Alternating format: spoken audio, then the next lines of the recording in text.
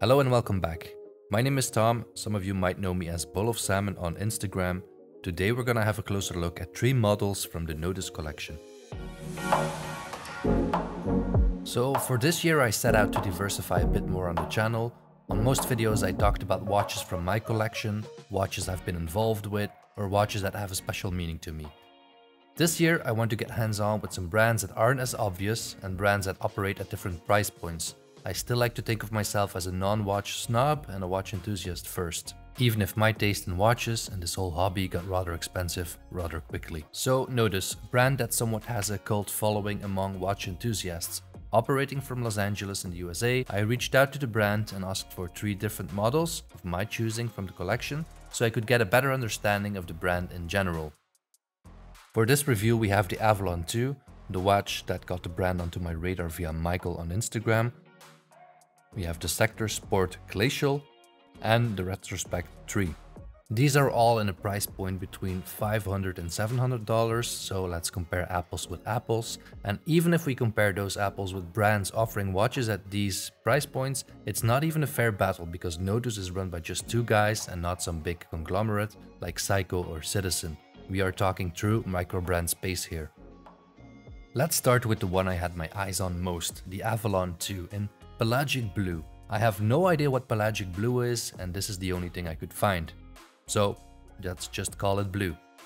The Avalon is the biggest boy of the bunch, so I'm pretty sure not everybody will be happy with the size, but watch collectors and wrist sizes come in all shapes and sizes.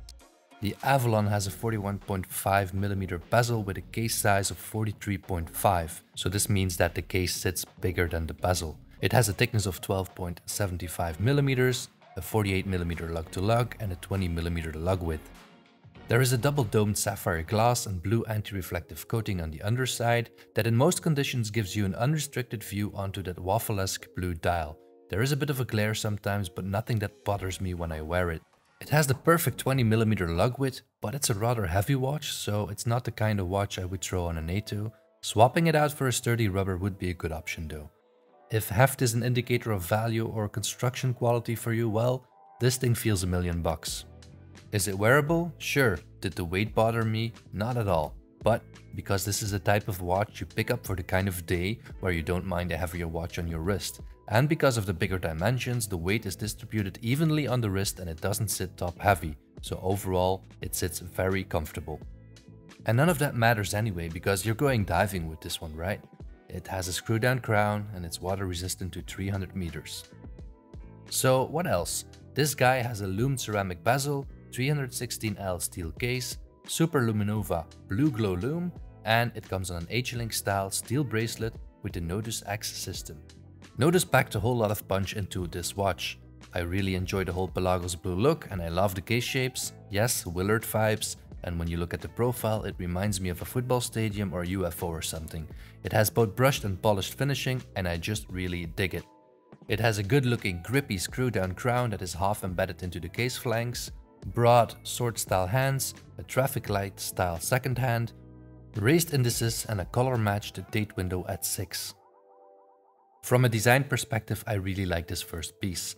There's just one thing that puts me off on this watch and that is the bezel movement.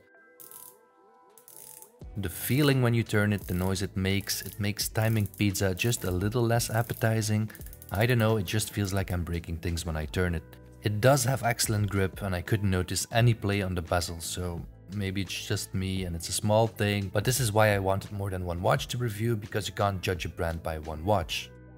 Now if we move on to the retrospect, the brand shows that the perfect bezel action is possible. This one has the perfect sound, perfect friction, no play, and it even beats my Pelagos 39 by a landslide. If we stay at the bezel of the retrospect for a bit, it is the first watch with an inward sloping bezel that I've handled and it gives it a really interesting look. The bezel has a matte PVD finish and loomed markers. While the proportions of the watch look to be spot on, it is a 42mm watch, and I only noticed it when I checked the actual specs on the website. Now this watch definitely wears smaller than the size suggests. The lug width is 22mm, you're still able to find enough straps for that, it's not unlogical for the case size, but still, I wish every watch had 20mm straps. The watch is powered by a Seiko NH35 movement with a 41-hour power reserve, and the movements are regulated by Nodus to give it a ± 10 seconds per day accuracy. The watch has a beautiful sunburst fume blue dial with cutout indices that reveal a lume disc underneath. A trick that the date window at 6 repeats. Another thing I really like is how Nodus gets the sizing of the logo and model names on the dials just right. Too many other micro brands just go overboard with the font sizing in my opinion. The Retrospect comes with a quick release oyster style brushed bracelet and also features the Nodus X extension system. All 3 models that I received had the same type of clasp, often an overlooked part with micro brands, but this one is really well made. They have double push buttons that don't extrude from the sides, round edges, and nothing feels sharp. And it has another trick on the inside. The Nodus X system is their own patented extension system. A simple push button on the inside of the clasp and you push or pull to adjust the bracelet length. The 3 fixed positions can get you an extra 1 cm if needed. When it's all the way extended, it has a bit of jiggle, but usually one position would be all you need if the bracelet was sized properly. Oh, and all bracelets come with screwed links, so you can perfectly size the bracelet yourself. The clasp and the Nodus X system is definitely a part where other micro brands can learn from. Moving on to the last watch, and that is a watch from their Sector series. I received the Sector Sport Glacial. Now, can I say I was wrong about my first impression on this one? It still had all the links on, so out of the box it felt heavy, it looked out of proportion, and I couldn't or can't get over the weird look on how the bracelet matches up to the design of the lugs.